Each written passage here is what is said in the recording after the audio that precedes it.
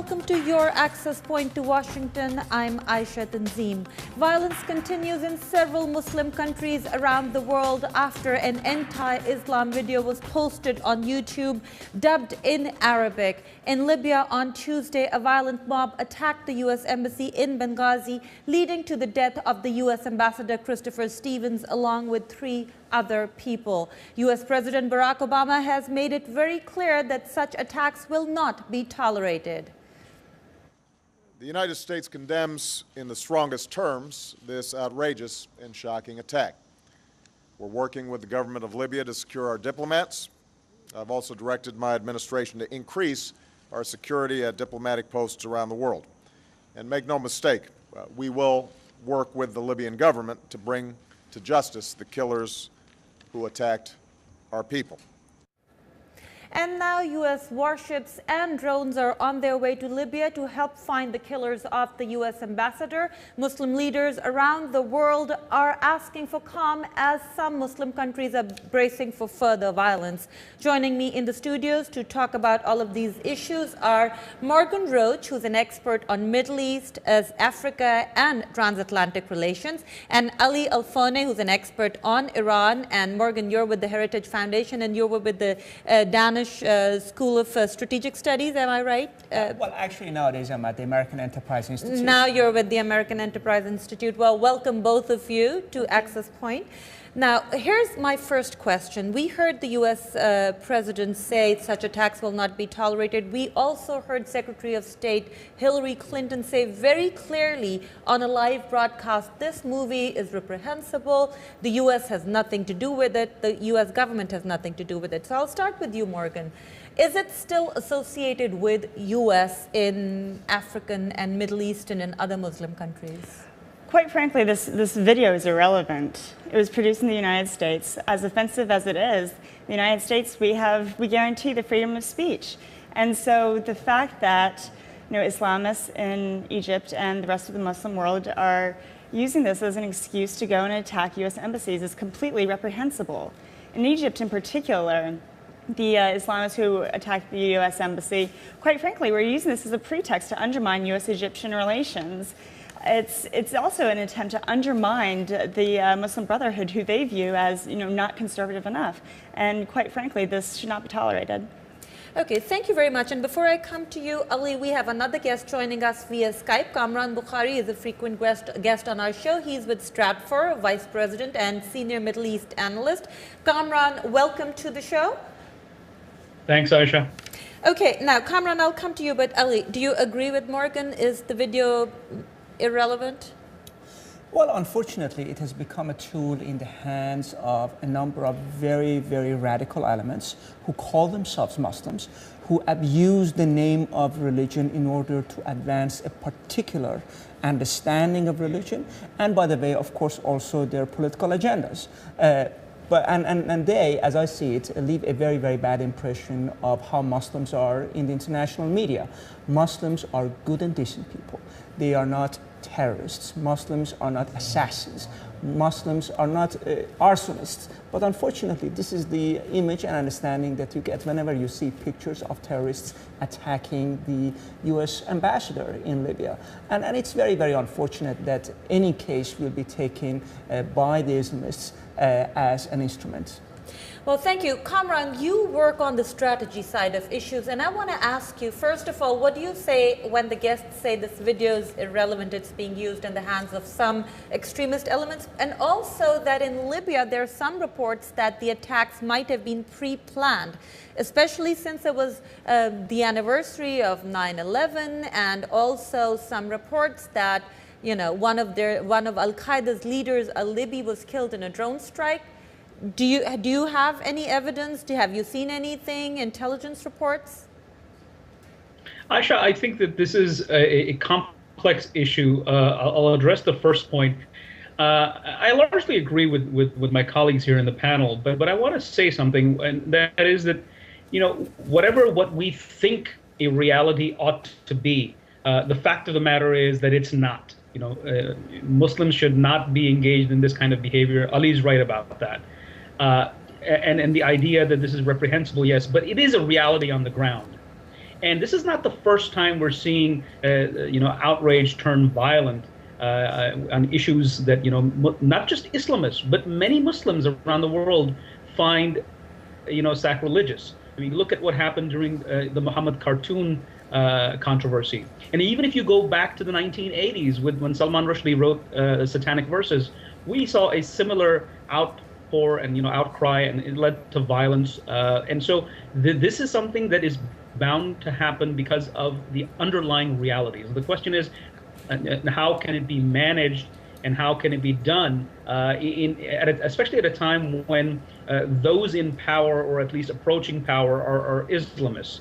One of the panelists mentioned that there's the difference between the Muslim Brotherhood and the Salafis, who have their rivalry, and obviously the Muslim Brotherhood doesn't share the values of the Salafis. And even if you look at the Salafis, they're not a monolith. There are all sorts of Salafis, and some of them want to engage in mainstream politics, while others find democracy as un-Islamic. So this is the reality that we're dealing with. So if you have a movie like that, it's expected that this will be the outcome. You will see this kind of behavior. Is it reprehensible? Of course it is. Yes. There's no doubt about that. But okay. it's a reality. Now, okay, Kamran, before we get to the second point, which we'll come back to, we want to introduce another guest who's just joined us via Skype, Imam Johari, who's the Director of Community Outreach for the Al-Hijrah Islamic Center. He was the first Muslim chaplain installed at Howard University. Imam, welcome to our show.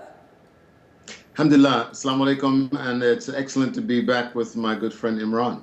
Well, thank you very much. And I want to ask you, well, you joined us a little late and we were talking about whether this movie is irrelevant to the reaction and whether the movie has actually led to the violence, has some relevance here. Well, I think there are a number of key issues. First, the denunciation has been fairly universal, that this doesn't represent the attitude or the values of Islam, or for that matter, the Prophet Muhammad or the Quran. While saying that, I will remind people that Pew did a study and said that one of the issues, and I think Dalia Mugahid and the study they did with Gallup, that the problem for many people who are in the developing or underdeveloped world is that they feel that the West doesn't respect them and their values. And so things like the Quran or things like the Prophet Muhammad, if denigrated, are a proxy for those feelings about them personally.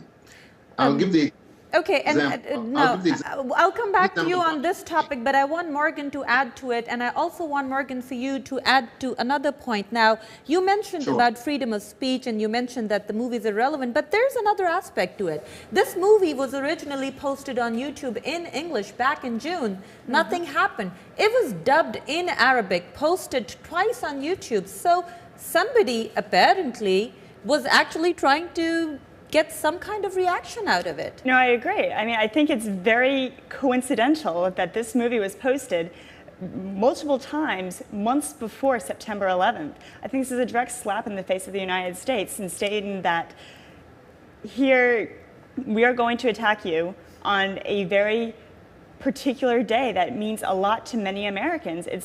We're going to hurt you, and we're going to attack you in the most violent way possible. But a slap in the face of United States by whom? Because this movie apparently comes out of California by a guy that nobody has been able to find. The name seems to be a pseudonym.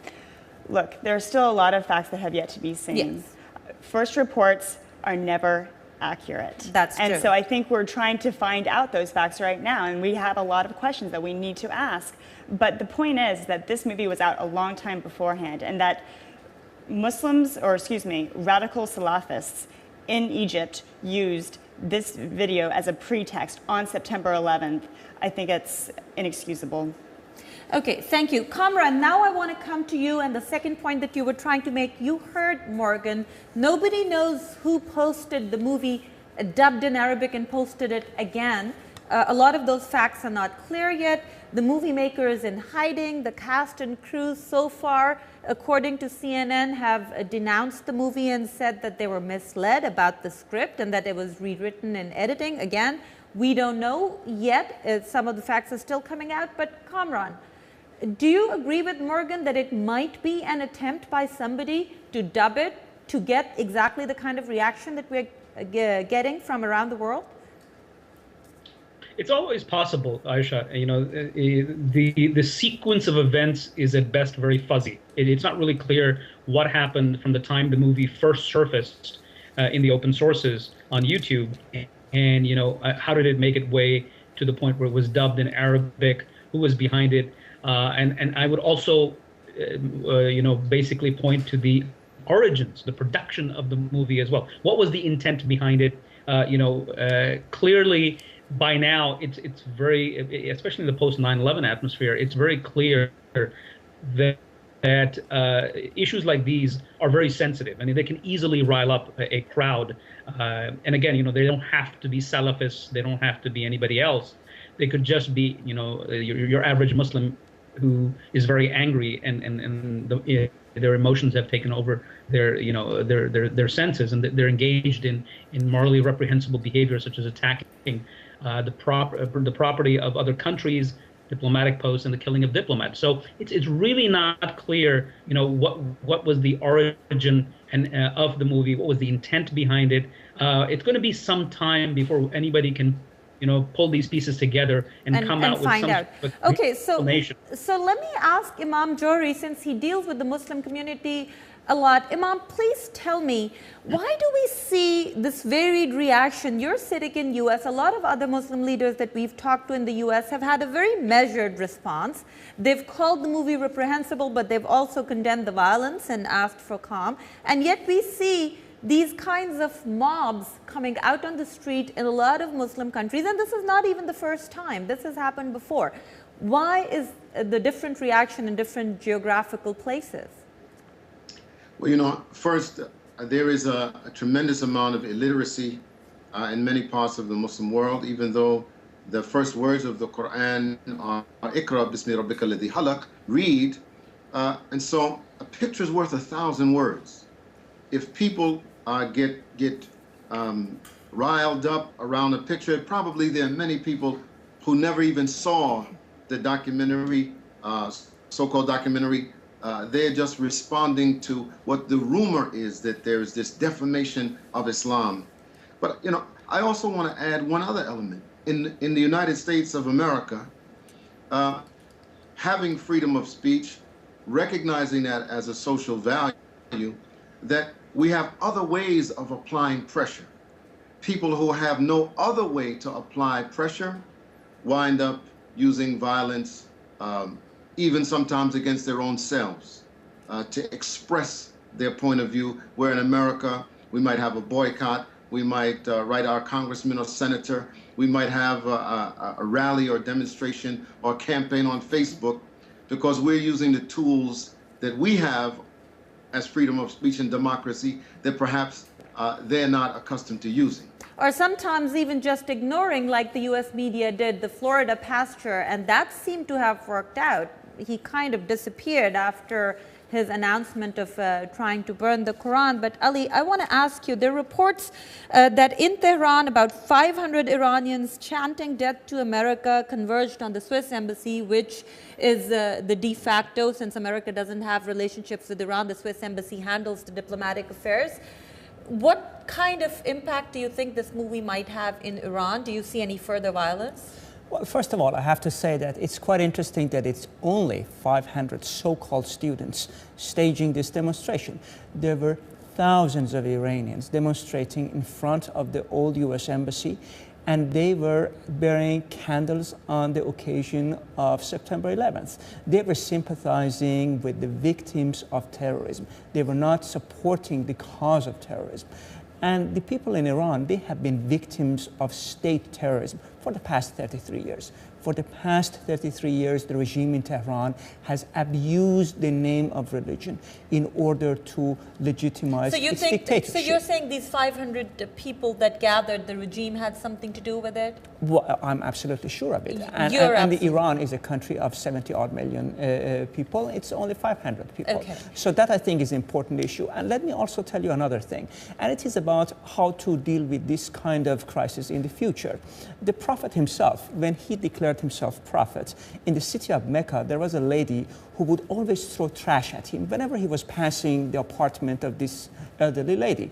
6 days in a row, the lady would throw trash on the head of the Prophet. On the 7th day, there was no trash. And what the Prophet did was to knock on the door and go visit this elderly lady and asked her why there was no trash. And she said that she was ill, and he expressed that he was deeply sorry for that and helped her do some grocery shopping. At that moment, the lady who had been throwing trash on the head of the Prophet of Islam converted to Islam. What does this story tell us? This tells us that your reaction to insults, of course, also affects the way who have been insulting you. Have been insulting. Are Muslims doing that today? Are they following the example of the Prophet of Islam? And we'll let our viewers answer that question for themselves. But Kamran, I want to point out something else to you, which is, according to the New York Times, the violence in Yemen came hours after a Muslim cleric, Abdul-Malik al-Zindani, urged followers to emulate the protests in Libya and Egypt. And this particular person, al-Zindani, had been designated by the US Treasury Department a global terrorist. So from a strategic and security point of view, how useful are such incidents for groups or people who are bent on violence? Well, first of all, Abdul-Malik al-Zindani is a prominent cleric in Yemen, and he has a very colored and checkered history. Yes, he is on the U.S. list as a supporter of terrorism, and he's been identified as someone who's very close to Osama bin Laden and Al-Qaeda. Ironically, he was also very close to the former president, Ali Abdullah Saleh, who was a U.S. ally at the same time. And not too long ago, and I guess it was the last election, he gave a fatwa saying that if people didn't vote for the president, then they were sinful. So it's really complicated, the backgrounds of these individuals. Obviously, he is trying to score political points. He's trying to take political advantage of the situation that erupted in Libya and Egypt. And of course, he's trying to build upon the vacuum that's been created with the departure of his ally, President Ali Abdullah Saleh. The Saleh faction has seen a steady decline since the exit of the president from the presidency. And incidents like these help his people or his faction to try and regain some ground that they've lost. Okay, thank you, Morgan. Incidents like these, can they impact how the world views U.S. and how the U.S. views the world? We talk about anti-U.S. feelings in several of the major Muslim countries, but we also talk about Muslims being depicted as violent and extremists in the U.S., so both sides. Well, I think there's a bit of a misunderstanding on both sides. I think what didn't help in particular was when President Obama went to Cairo in 2009, shortly after he was elected, and he gave his famous Cairo speech, wanting to reach out to the Muslim world. Unfortunately, I don't necessarily think that this was very productive. He attempted to portray himself as the antithesis to President Bush and President Bush's policies. However, I think there's a disconnect between this. It's not necessarily the President Bush's policies necessarily, it's American values. And for example, the First Amendment and how the First Amendment is used in the United States with this video. It's offensive, but yet there's nothing illegal about it. And so I think there's a little bit of disconnect on both sides here. Do you agree it's American values and not the policies? Because a lot of people around the world say it's not the values, it's the policies. Well, I honestly believe that there are a lot of Muslims who believe in freedom of speech, and they do not revenge themselves whenever they are insulted by this kind of movies by attacking and killing the U.S. ambassador, who, by the way, has absolutely nothing to do with the production of the movie. They understand it very, very well. We should not make Muslims an unintelligible mob. You know, Muslims are very, very sophisticated. They do understand, and I'm sure that tomorrow's Friday prayers all over the Muslim world, we will see more condemnation of the attacks against U.S. citizens than support to those terrorists who conducted these kind of acts. And Kamran, do you agree with the two guests, since you traveled to a region of the world, particularly Middle East and Pakistan and Afghanistan, where a lot of people say it's the policies, we don't mind the values, it's the policies. What do you think? There are two things here, Ayesha.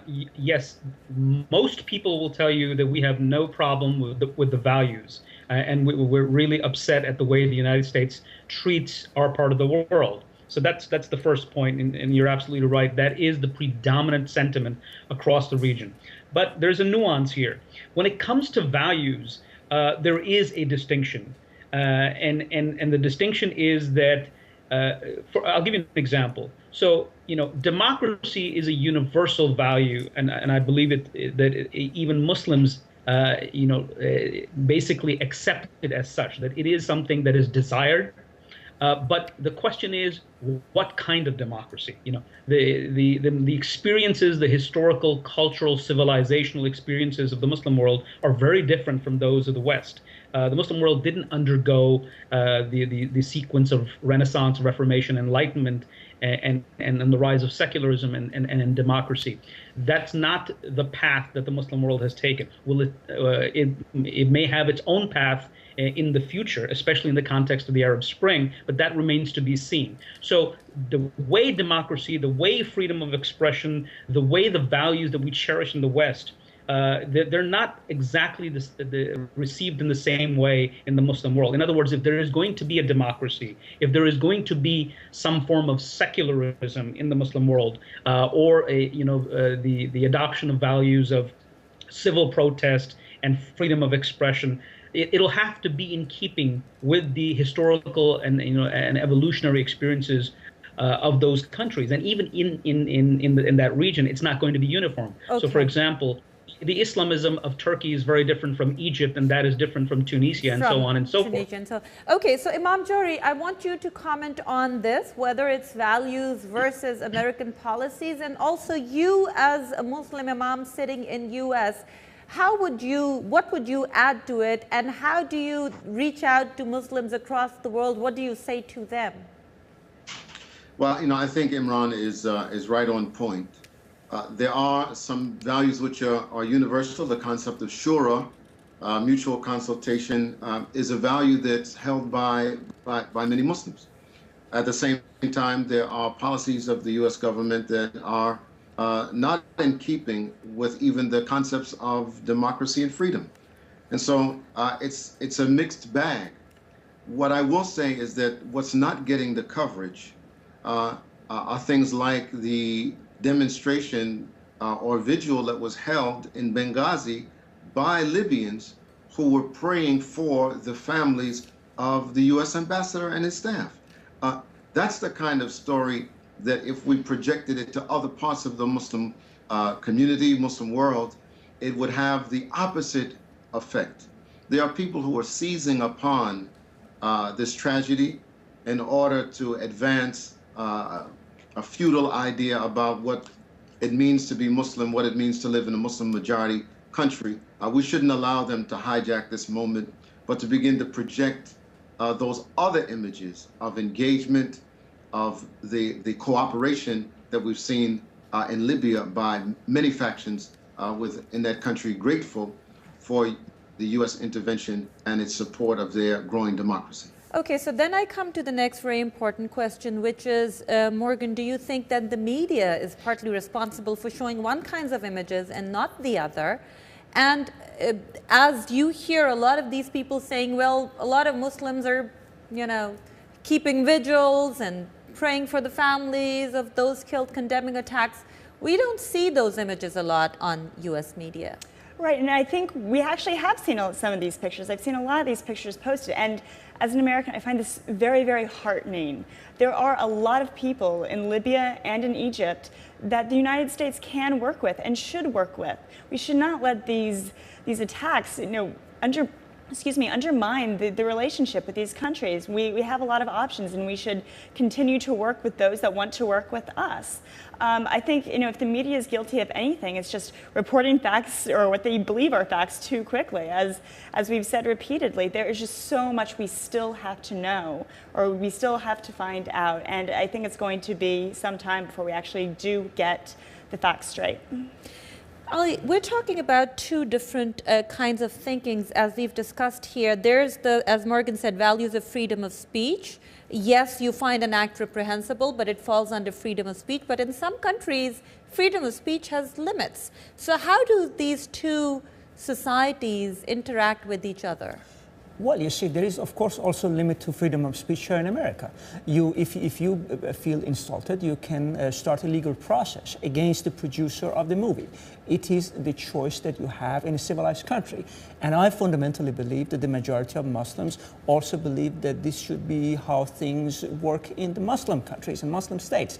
And therefore, I genuinely believe that those who are the enemies of the United States, those who are the enemies of values of freedom and democracy, are also the enemies of the Muslim majorities, because the Muslim majorities, as we have seen all over the Muslim world, are demanding democracy and will develop their own concepts and their own limits to how freedom of speech should be organized and how it should be practiced. Okay, thank you.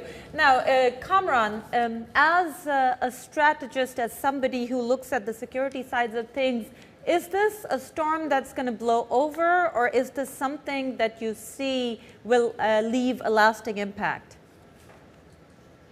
I think we're in sort of a wave that's been going on for decades, and this is the latest one, and it's complicated by the Arab Spring and the realities produced by the ouster of longtime dictators. In the past, I mean, go back to the Satanic versus Salman Rushdie controversy and the cartoon controversy, we didn't see a whole lot of outpour. We had a rising, and then it calmed down. It largely because the people were the culture of protest and demonstrations wasn't there in the Arab world and other parts of the Islamic world. Now you have a situation where, according to some experts, the so-called fear factor is gone. So everybody is sort of happy to protest, and and in the case of Libya, everybody has guns, and then they're willing to use them. And so it all depends on how things move forward, how it's managed by the various authorities in different countries, and how the United States responds. And so it just could enlarge itself into a bigger crisis, again, depending upon how it's managed. But I don't think, even if this episode, surrounding the unfortunate death of Ambassador Stevens, even if it is brought to calm, we're still going to see an eruption somewhere down the road on another issue. So there won't be any shortage of issues, and we're going to see a repeat of these incidents, and for a very long time to come, because social evolution takes time, and we're not talking years here, we're talking decades. Okay, so very quickly, we have the last 2 minutes, so 20 seconds and 20 seconds. Do you think the Arab countries are doing, the presidents have all sent out condemning the attacks, the Yemeni president, the Lebanese president, even the Egyptian president now. Do you think they're handling it well? The United States surely appreciates these apologies and words of condolences. Absolutely. I think moving forward, though, we need to look to the future and what's going to happen next. As has been said, there's no shortage of issues for people to take to the streets about. This is going to take generations, really. And I think moving forward, I mean, we see the ripple effects of the Arab Spring throughout the Sahel in Africa, throughout the continent. And I think I'm sorry, since we just have like a few seconds left, do you think it's being handled well? Very quickly. There is going to be Friday prayer sermons tomorrow, and I hope that those responsible leaders in the world of Islam will show the world that Islam is the religion of mercy and peace. And peace. Okay, thank you. We'll end at this. I have to thank all of my guests, Morgan Roach, Ali Al-Fone, Kamran Bokhari, and Imam Johari for joining me. And I want you to leave your comments about this show on our Facebook page, Access Point with AT. Join us next Thursday at the same time and leave your questions and comments on our Facebook page. Thank you and good night.